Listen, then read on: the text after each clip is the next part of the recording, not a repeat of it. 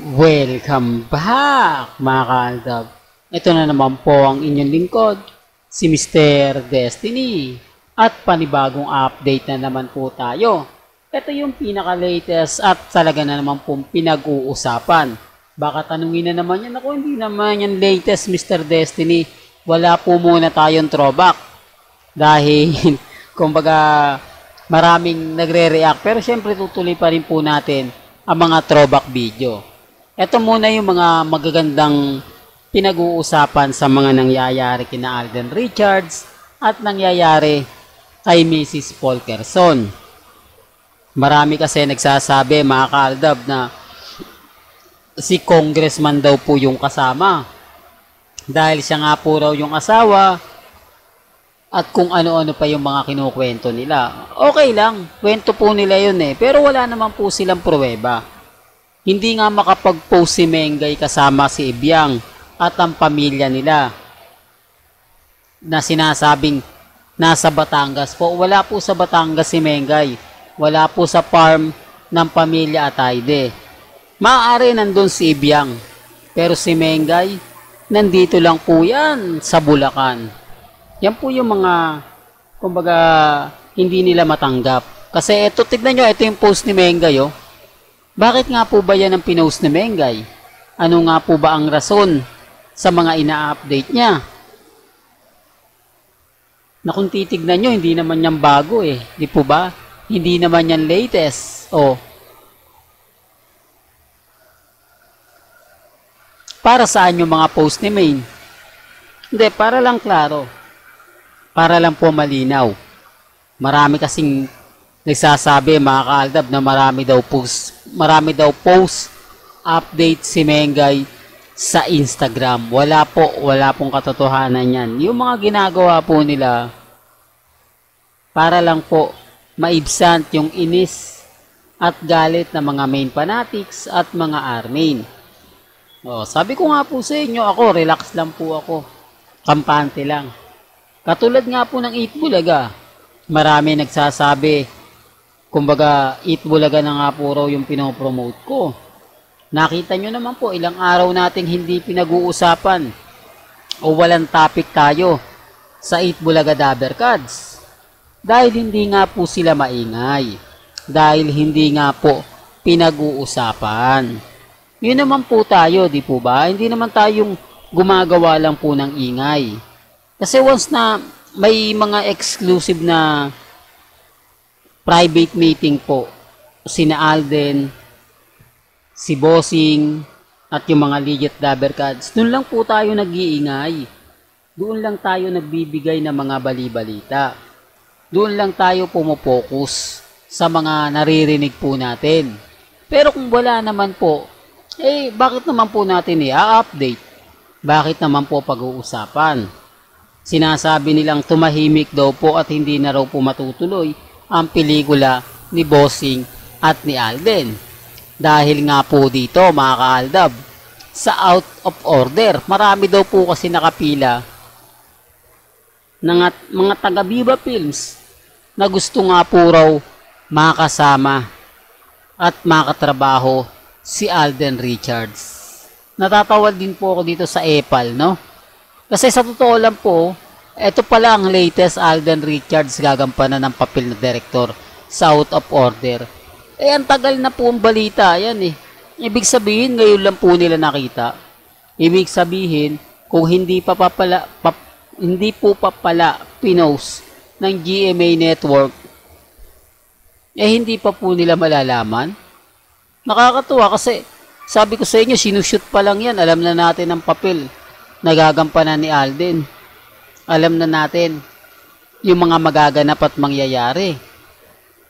Pero pansin nyo po ba na talagang delay na delay po sila? Halatang inipit itong out of order. Sa bagay mga kaaldab, marami siyang kasabayan Yung The Rapist of Pepsi Paloma.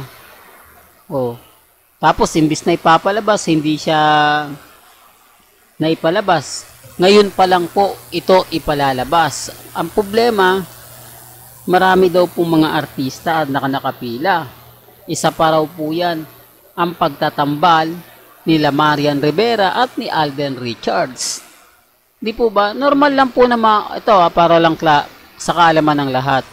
Normal lang po na painitin sina Marian at si Alden Richards dahil magkasama po sila sa bagong show ni na Alden Richards at ni Marian Rivera.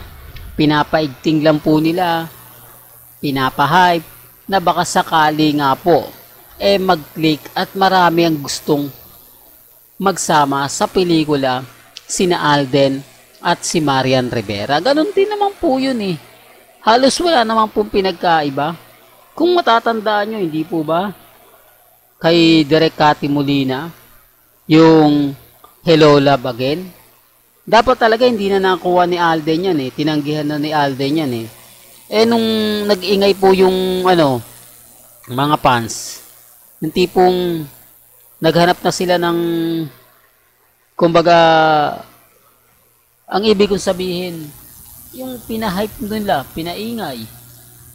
Nung maingay na, ayun, nag-boom. Di po ba? Maraming natuwa, maraming tao ang kumbaga nag-abang dahil nga po napahype siya, dahil nga po pinag-usapan, pinagpiestahan. Ayun, napilitan pong puntahan si Alden Richards. Napilitan pong persahin na gumawa ng pelikula. Ayan base po base po sa mga nakukuha nating impormasyon. Base po sa mga nakalap ninyo. Di po ba tama naman po tayo? Hindi po ba dahil pinahype nila yun yung kinalabasan? Kaya sabi ko sa inyo, sa mga mamis, sa mga titas, normal lang po kasi yung ganun sasabihin nila. Normal lang po kasi yung mga ganun na papahayag nila at kokomento po nila. Kasi hindi naman po talaga yan magiging epektibo eh. Hindi naman po talaga yan masasabi natin na wala na eh. Hindi po ba? Yung sa dami ng mga balita na gusto po nilang pa-hype, gusto nilang makita, gaya nga po ng sinasabi ko sa inyo, kay Alden Richards, di po ba? Para mag-hype, para mapag-usapan, doon talaga sila po-focus. Doon talaga sila tututok. Kasi nandun po nandun yung bagay-bagay na iniisip nilang tama, iniisip nila na mas papabor dito pagka gumawa ng pelikula si Alden at si Marian Rivera. Pero sa bandang huli naman po, mga kaaldab, wala rin. Di po ba? Pinapahype lang po nila para nga po mas madali sila makakuha ng simpatya sa mga viewers. Yan po yung patunay, mga kaaldab, na pagdating po sa mga ganyang bagay, tayo'y nakahanda. Ang ibig kong sabihin nakahanda, tayo ay updated kesa po sa kanila. Kaya sa mga bitter po sa atin, sa mga laging nagtatanong, laging nagko-komento na hindi raw totoo yung mga sinasabi natin, wala raw katotohanan, sila lang po yung naiinis. Sila lang po yung galit. Di po ba? Halatang halata naman po, mga kaaldab, na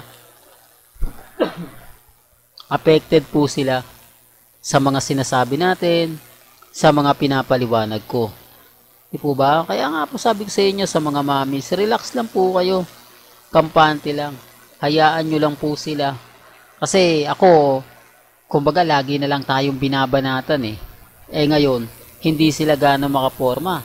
Hindi sila gaano makapag-react sa mga sinasabi po nila.